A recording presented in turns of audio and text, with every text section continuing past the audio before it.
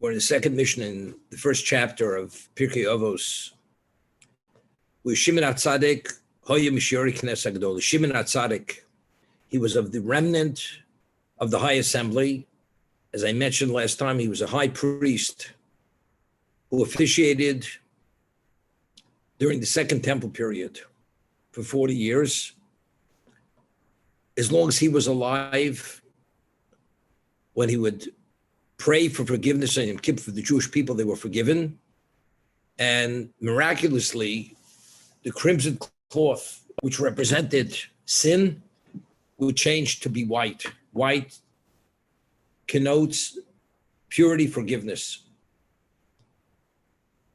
He would say, the world stands on three principles. Ala Torah, ala avoda, al gemilas chasodim. The study of Torah, the service in the temple or tefillah, where we have the three silent prayers we say every day, Shachris, Mincha, and Ma'ariv, which we'll discuss. Each one corresponds to communal offerings. The Shachris service corresponds to the morning service, communal service. Sacrifice, Mincha, the afternoon, Shmon Esrei Amida, corresponds to the closing communal sacrifice. And Arvis and the Ma'ariv corresponds to the evening period when they would burn the fats and the limbs and the remains of the sacrifice that would not burn during the daytime. That's the avoda. So the tefillah today, that we have no Beis Hamikdash, we have no temple, the various silent prayers that we say, the supplications, each one is the place of that communal sacrifice, which we don't have today. Gemilas chasodim, acts of loving kindness. Gemilas chesed. These three things have to be in place for the world to exist. These are the three fundamentals. These are the three pillars on which existence stands. The study of Torah is based on the verse in prophets that if Torah would not be in effect continuously, the world would not continue. This world only has one value. It's the setting for the observance of the Torah, the study of the Torah. Avodah, the service of Hashem, and Gemilas Chesed, doing acts of loving kindness. We find that each one of the patriarchs, Avraham, Yitzchak, and Yaakov, personified each one of these attributes or these behavior patterns. Avram was the pillar of Gemilas Chesed. He was the pillar of loving kindness. Every Jew possesses innately almost the need to do chesed because we descend from Avram Avinu. Avoda is represented by Yitzchak, who was brought as an unblemished sacrifice, the Akedah. Yaakov is depicted in the Torah as Yaakov Ishtam Yoshev Ohalim. Yaakov is the perfect person, the man who dwells in the tent, referring to the tent of Torah. So Yaakov is the personification of Torah. Yitzchak is the personification of service of Hashem. And Avram is the personification of Chesed. So each one of them represented one of the pillars on which the world stands and exists. So there's a question which is asked by Rav Chaim Volozhiner in his commentary on Pirkei Avos. If we find that each one of these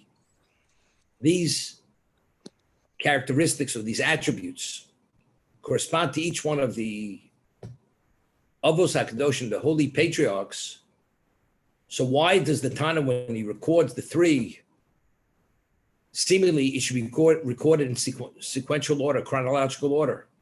Avram was first. He's the first of the patriarchs. You should say, al gemilas chasodim, which corresponds to Avram, avoda, which corresponds to Yitzchak, and ala Torah, which corresponds to Yaakov. He's the closing patriarch, the patriarch who was the most special of all three, who fathered the 12 tribes. But yet we find that everything starts with Ala Torah. Why? For each one corresponds, and we find that the order of how it evolved was Gimilas Chasodim, Avoda, and Torah. Why does the Tana invert it and started with Torah, Avoda, and Gimilas Chasodim? That's what the question which Rav Chaim Volozhin addressed in his commentary on Pirkei Avos. This is something very interesting. We find that based on a verse in the Torah, although Avraham Avinu was not obligated to keep any of the commandments, post-Sinai commandments, until Sinai, but he had the 7 Noahide laws, and he was given the mitzvah at the age of 99 to circumcise himself. But outside of the 7 Noahide laws and circumcision, he had no Torah obligation. But nevertheless, based on the verse in the Torah, which alludes to this fact, that Avram kept the Torah in its entirety, even rabbinical fences before the Torah was given at Sinai. So he observed the Torah in a context of non-obligation, but he fully observed the Torah to its fullest. That was Avraham Avinu. And the patriarchs also observed the Torah when they, according to Ramban, Yitzchak never left Israel, never left Canaan. So Yitzchak always observed that. Yaakov was forced to flee and to go into exile because his brother vowed to kill him. So there were many years he was outside of Canaan. He left Beersheba. He fled from Beersheba, it was the home of his parents.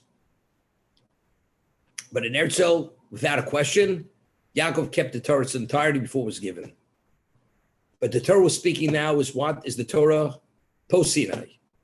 On these 3 principles, the world stands. So the question which is asked, why did Rabbi Yudan Nossi, the redactor of the Mishnah, when he states the 3 principles, why did he invert the order and not have it as it evolved through the patriarchs, Gimilas Chasodim, Avoda, and Torah? That's Rav Chaim Volozhin's question. So we answered something very interesting. The law is if you consecrate a sacrifice and you slaughter it outside the Mishkan or the Beis Hamikdash, the liability is very severe.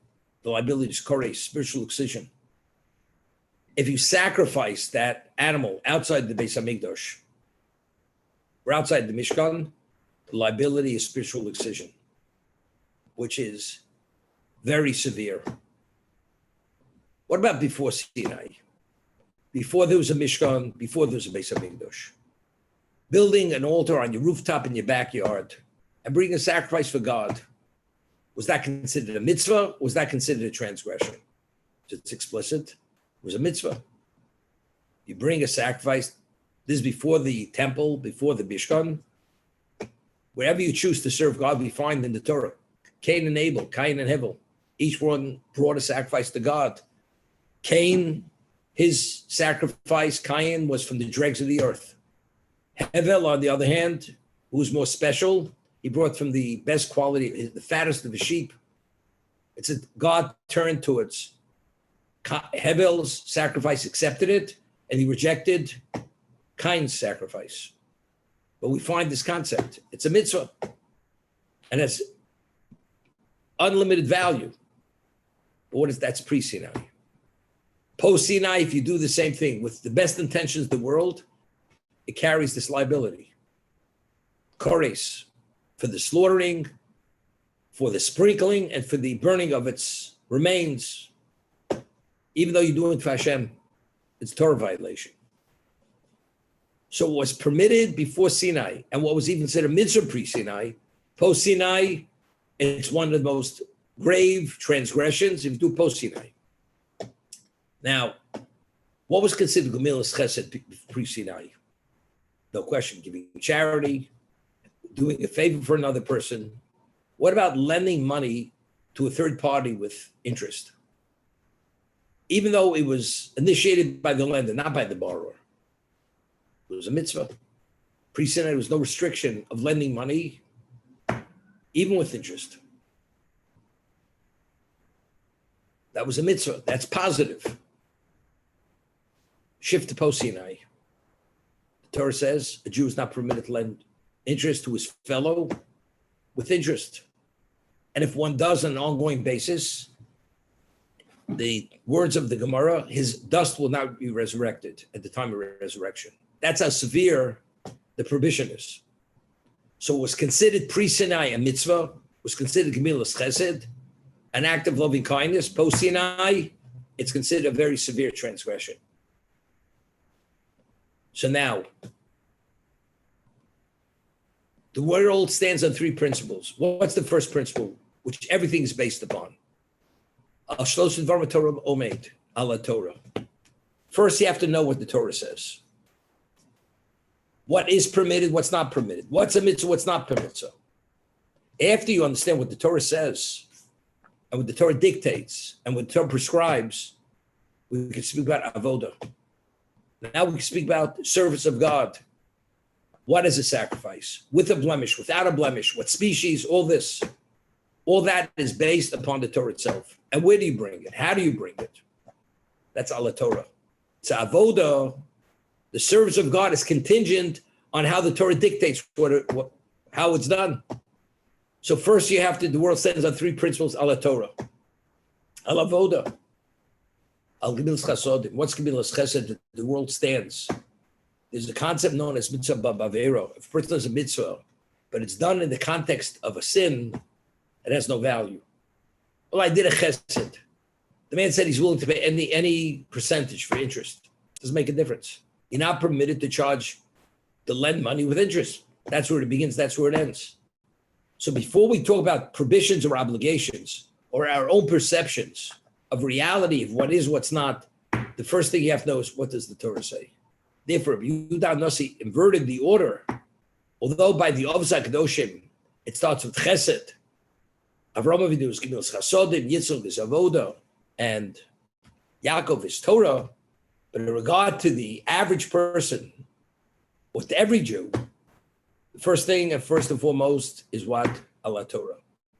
Once we have Torah, then we can speak about what is Avoda, what is Gemilas Chesed, what is permitted, what's not permitted. I once said, the Rambam in the laws of Talmud Torah tells us, based on the Gemara in two locations, when a child begins speaking, you have to teach him psukim, verses in the Torah. What's the first pasuk you teach him? The first verse you teach him when he begins speaking is Torah tziva lanu Moshe, Moshe kilas Yaakov. The Torah was commanded us through Moshe. It is the heritage of the congregation of Yaakov. That's the first pasuk. Torah tziva lanu Moshe, Moshe kilas Yaakov. The second pasuk you teach the child is Shema Yisrael Hashem Elokeinu Hashem Echad, which is the fundamental Jewish belief. Monotheism, unity of Hashem. That's Shema Yisrael Hashem Elokeinu Hashem Echad. The first pasuk is Torah tziva lanu Moshe. The second verse is Shema Yisrael. Seemingly, we know that everything is based upon one's belief in God. That's what it's based upon. So seemingly, the first pasuk, which is more fundamental to teach the child, should be Shema Yisrael, Hashem Elokeinu, Hashem Echad. The second pasuk, the second verse should be Torah tziva lanu Moshe, Moshe kilas Yaakov. But yet, the Gemara inverts it the other way. The first thing we teach is the Torah, and then we teach Shema Yisrael, Hashem Elokeinu, Hashem Echad. For the same reason. When you say Shema Yisrael, Hashem Elokeinu, Hashem Echad, what does that mean? It can mean a lot of things. But how do you know what God meant when he said that? You know, Torah tziva lanu Moshe, Moshe kilas. First, you have to know what the Torah says. And what's the authenticity of Torah? The authenticity of Torah is only the transmission from Moshe Rabbeinu. Any other transmission, if it's not from Moshe Rabbeinu, which is the Kilas Yaakov, which is the gift that was given to the congregation of Jacob, doesn't mean anything. So the first and foremost you teach the child is what we call the Masorah. Where did it begin? Torah tziva lanu Moshe. Moshe kilas Yaakov, it's the heritage of the house of Jacob. That's what it is.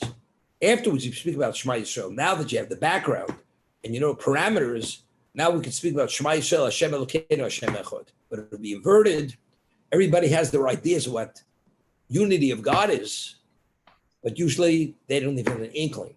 So it has to be predicated on Torah, and only then does the Torah become something which is considered viable for that reason.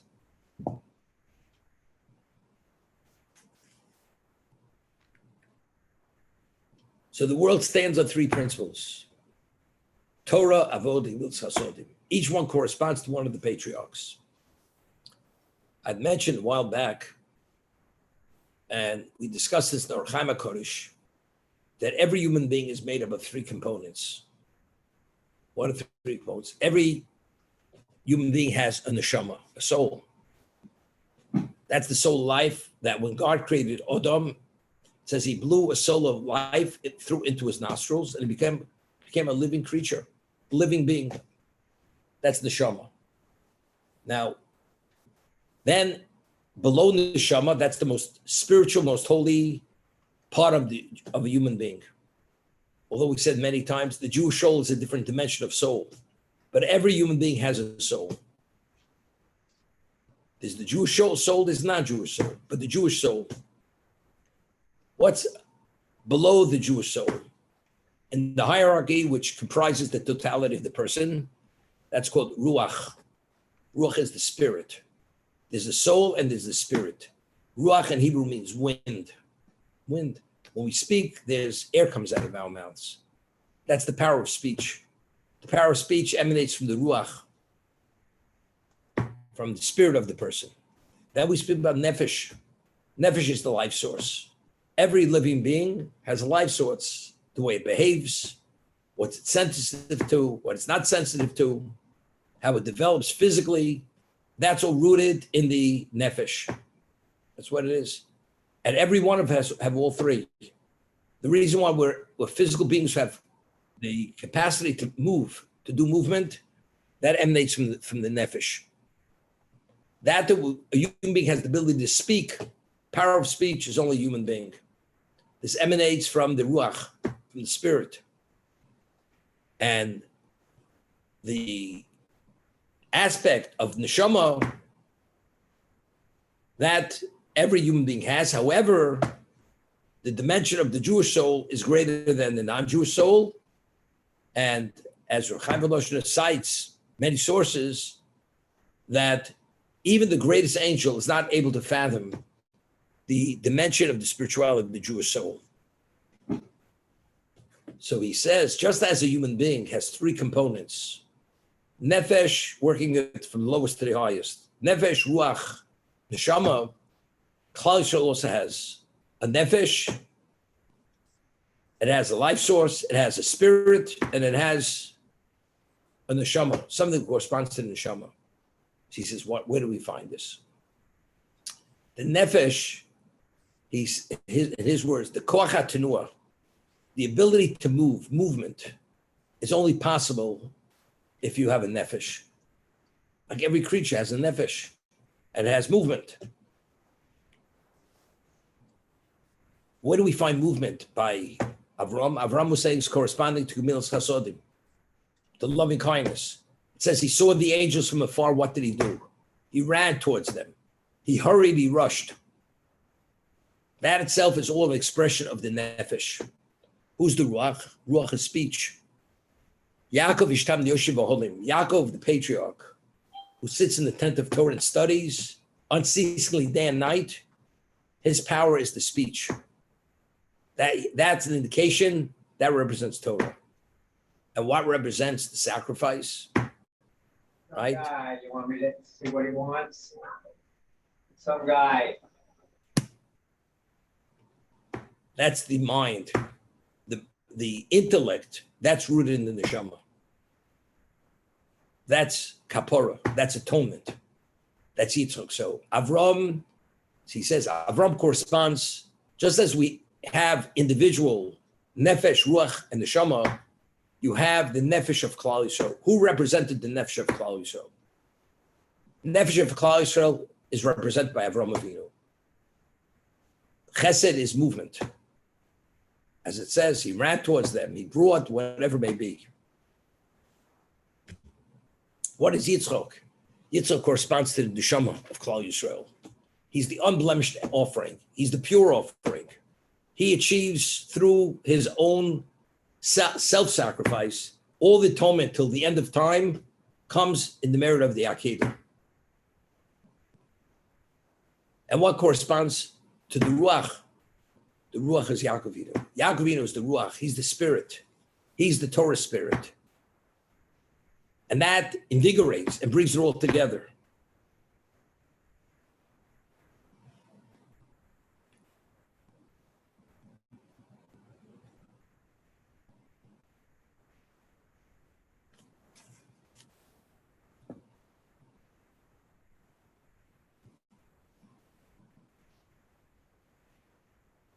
I mentioned question where Chaim Versaloshn asks, seemingly each one of these behavior patterns or involvements has relevance to every Jew.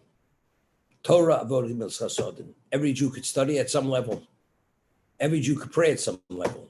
Every Jew could actually do Milas Chesed at some level. Some level you do Milas Chesed.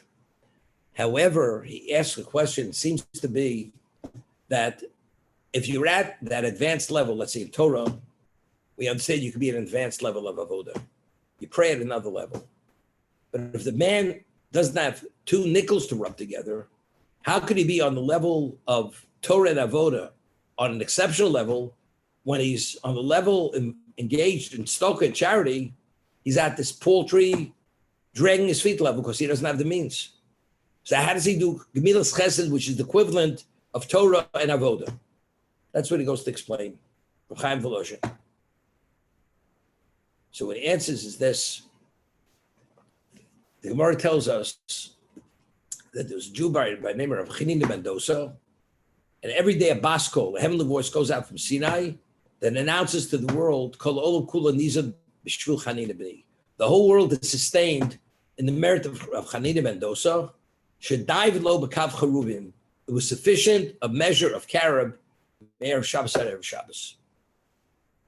So he asks, Chaim Versaloshn, was there ever a greater philanthropist or a person who generated positive tzedakah, charity, chesed, every level of loving kindness? This was Rav Chanina Mendoza. So it doesn't mean to say you have to actually go out and interact with people. Being the person you are, that's Gemilas Chasodim. What about if you're a role model for others? You don't say a word. And people's takeaway from your behavior is they will do Gemilas Chesed in an unusual way.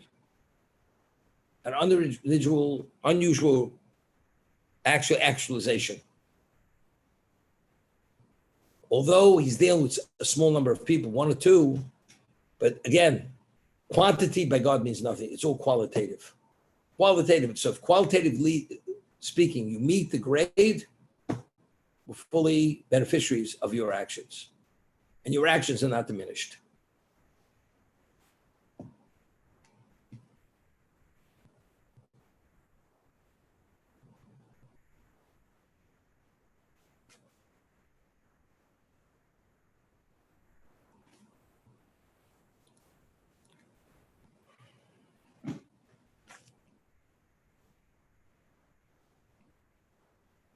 So when a person studies Torah, what does he have in mind? Of course, there's a mitzvah to study Torah, but in terms of what is the value of studying Torah? We're saying the world stands on Torah. The Rambam rules based on a verse that although we say os mitzvah potem in the mitzvah, when you engage in one mitzvah, you exempt from another mitzvah. If one infringes on the other, Torah is the exception. When it comes to the study of Torah, which you're obligated to study unceasingly, if a mitzvah presents itself, which is impossible to address that mitzvah unless you interrupt from your Torah study, you interrupt from your Torah study.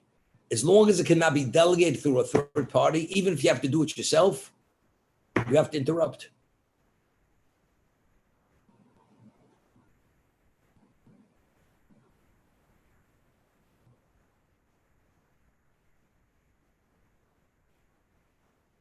Okay?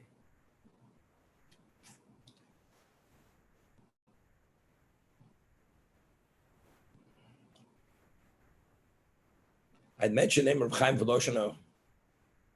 The Gemara tells us who authored the text of the Amidah, the men of the High Assembly. And it says there were a number of prophets among them. Why do we need prophets? So he goes to explain that the words that were chosen for the Amidah, any conceivable need till the end of time is embedded in those words. And as long as you have a sense you're standing before Hashem when you say those words, and you supplicate, you say the word, and you understand just the basic understanding, you don't understand what's embedded in that word, you have the same result. The only reason why it's better to have kavanah, what we say, greater focus, and know the significance of the words besides the translation, because a person's mind wanders. So the more the word is related to, it'll make it easier to have focus. But if the person is able to have focus just by understanding the simple words, the return and the effect of the field will be no less than having the greatest level of intent. Because everything is the words that they chose. That's what makes the difference.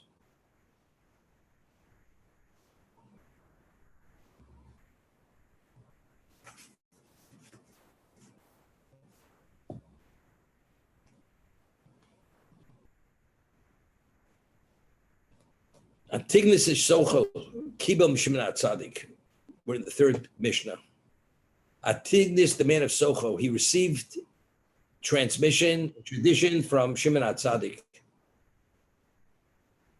Boy Omer, what did he say? Atiu kavodim shamshnes arav amnas pras. This is very fundamental. You should not be as servants serving the master for the sake of reward. But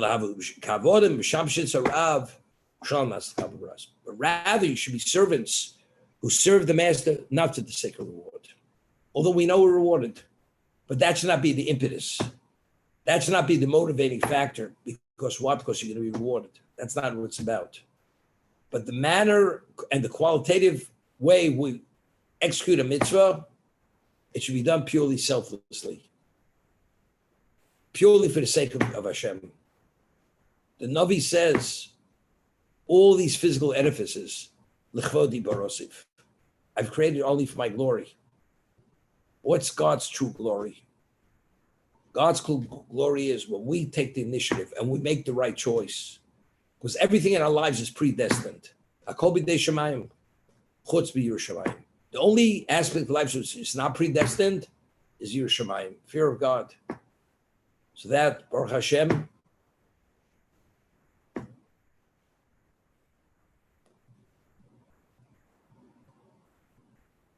and we say, the Navi says that a person, when he serves God, you're not permitted to pride yourself. It says, Al Yisalel Osher Bi Osher. A wealthy man should not pride himself because he's so wealthy. Giba Bi Gvuroso. A powerful man, a strong man with his strength. But why should a person pride himself? Yodo Osi. That he knows me. That he recognizes me. Because recognizing God, that's not predetermined. Everything is predestined, predetermined, except one's fear of God. So that you chose and you opened your eyes to come upon truth, that itself is attributed to you and not attributed to anyone else.